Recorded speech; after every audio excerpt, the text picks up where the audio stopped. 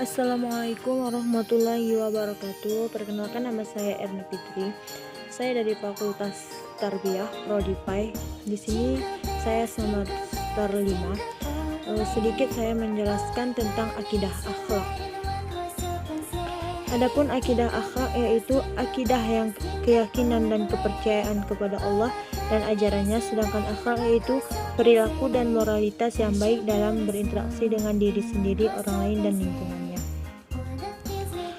Rukun iman ada 6. Yang pertama itu iman kepada Allah, percaya akan keberadaan dan keesaan Allah. Dan yang kedua yaitu iman kepada malaikat, percaya akan keberadaan dan peran malaikat sebagai utusan Allah. Dan yang ketiga yaitu iman kepada kitab-kitab Allah, percaya akan kebenaran dan kesucian kitab-kitab yang diturunkan Allah, Al-Quran, Taurat, Injil, dan Zabur. Adapun yang keempat yaitu iman kepada Nabi dan Rasul, percaya akan kebenaran dan kesucian Nabi dan Rasul yang diturunkan Allah.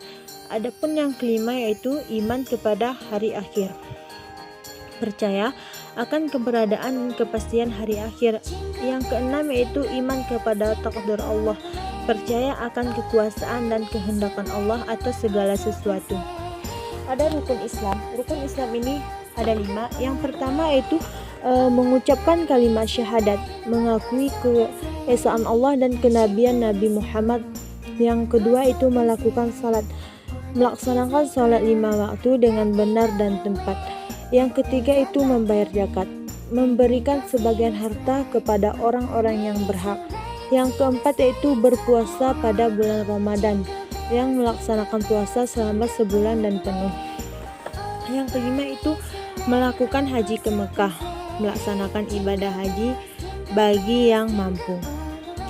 Ada sumber akidah dan akhlak. Yang pertama itu sumber akidah. Sumber akidah yang pertama Al-Quran. Al-Quran kitab suci yang diturunkan Allah kepada Nabi Muhammad SAW. Yang kedua itu hadis, perkataan, perbuatan, dan persetujuan Nabi Muhammad. Yang ketiga itu ijma, kesepakatan ulama tentang masalah agama. Yang keempat yaitu kias.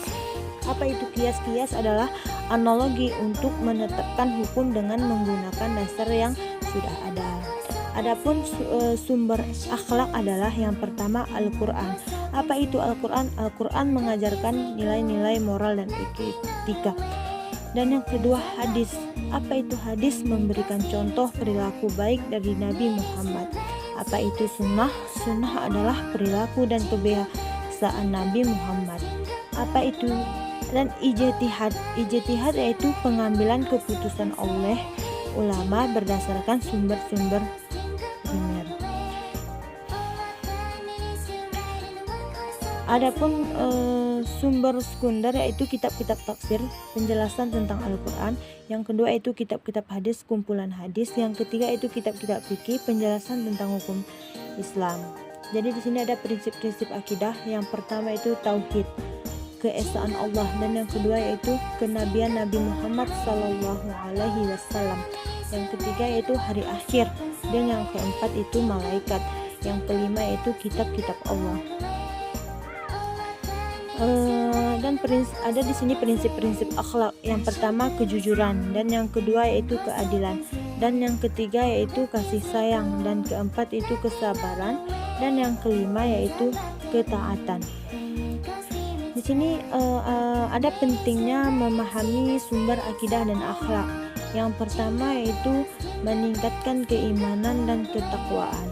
Dan yang kedua itu membentuk karakter yang baik, dan yang ketiga menghindari kesesatan dan bid'ah. Yang keempat yaitu meningkatkan kesadaran moral dan etika, dan yang kelima itu membangun masyarakat yang harmonis dan beradab. Di sini ada akhlak terhadap Allah. Akhlak terhadap Allah yang pertama itu akhlak pokok.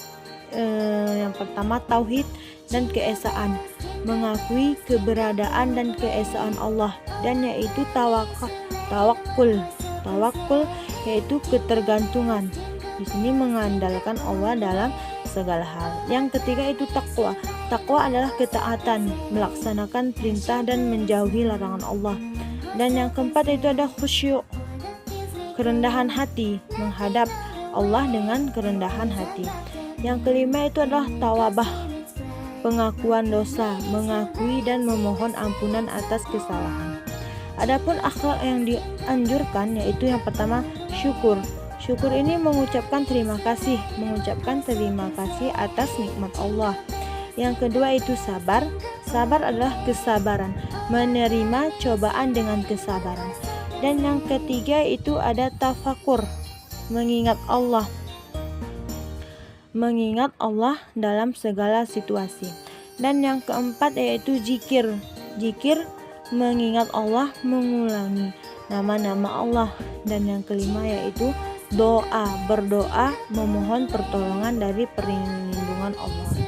Adapun akhlak yang dilarang, yang pertama itu syirik. Syirik menyekutukan Allah dengan sesuatu lain. Yang kedua itu kufur. Kufur ingkar, mengingkari keberadaan atau keesaan Allah. Dan yang ketiga itu takabur.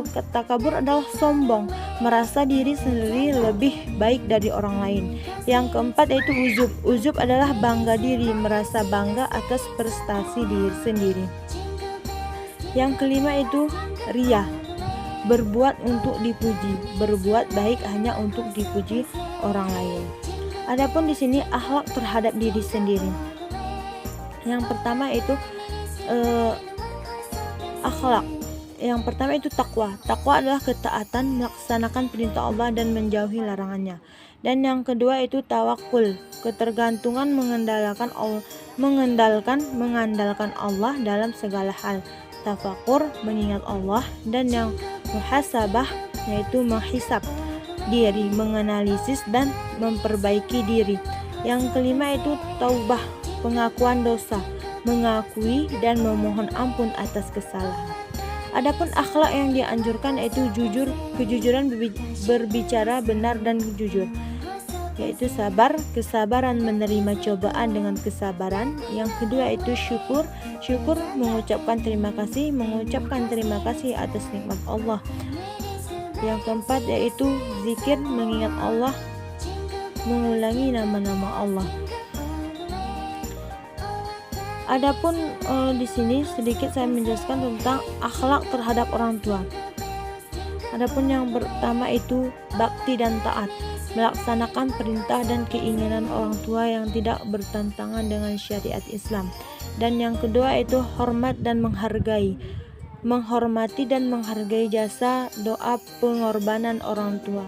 Dan yang ketiga itu mengurus dan merawat dan pengurus orang tua saat mereka membutuhkan.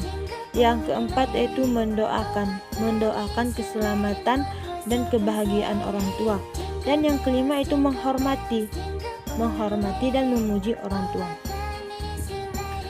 Adapun akhlak yang dianjurkan yaitu berbicara dengan sopan dan hormat, menjaga privasi, menghormati privasi dan kehidupan pribadi orang tua. 3 yaitu membantu pekerjaan rumah dan kegiatan sehari-hari. 4 yaitu menjadi teladan baik bagi orang tua. 5 mengunjungi orang tua secara teratur. Adapun akhlak yang terlarang yaitu durhaka, berbuat durhaka dan tidak taat. Yang kedua itu menghardik atau berbicara kasar. Yang ketiga itu mengabaikan kebutuhan dan perasaan orang tua. Dan yang keempat yaitu membantah perintah orang tua tanpa alasan yang sah. Yang kelima itu menghina atau merendahkan orang tua. Adapun di sini dampak akidah dan akhlak. Dampak positif yaitu yang pertama meningkatkan keimanan dan ketakwaan kepada Allah. Yang kedua itu membentuk karakter yang baik dan moralitas tinggi. Dan yang ketiga itu meningkatkan kesadaran dan tanggung jawab sosial.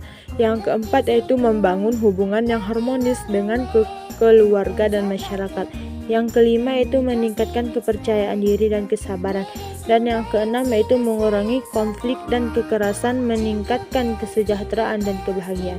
Adapun dampak negatif, jika tidak diamalkan Yang pertama, kehilangan arah hidup dan tujuan. Dan yang kedua itu menurunnya moralitas dan akhlak. Dan ketiga itu konflik dan kekerasan dalam masyarakat. Yang keempat itu kegagalan dalam kehidupan pribadi dan sosial. Dan yang kelima itu ketergantungan pada hal-hal duniawi.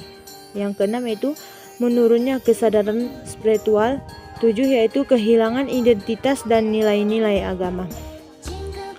Adapun dampak dalam kehidupan individu yaitu yang pertama meningkatkan kesabaran dan ketenangan, dan yang kedua itu membentuk kepribadiannya yang baik, meningkatkan kepercayaan diri, yang keempat itu mengurangi stres dan kecemasan, dan yang kelima itu meningkatkan kesehatan mental. Adapun dampak dalam kehidupan masyarakat, yang pertama itu membangun masyarakat yang harmonis, yang kedua meningkatkan kesadaran sosial, dan yang ketiga itu mengurangi kejahatan dan kriminalisasi. Yang keempat yaitu meningkatkan kebersamaan dan kegotong royongan. Yang kelima itu membangun bangsa yang kuat dan berakhlak. Adapun dalam dampak dalam kehidupan akhirat, yang pertama meningkatkan kemungkinan masuk surga, dan yang kedua menerima pahala dan ganjaran dari Allah.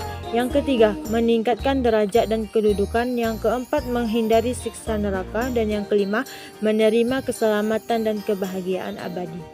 Mungkin hanya ini yang saya sampaikan hasil dari penjelasan saya.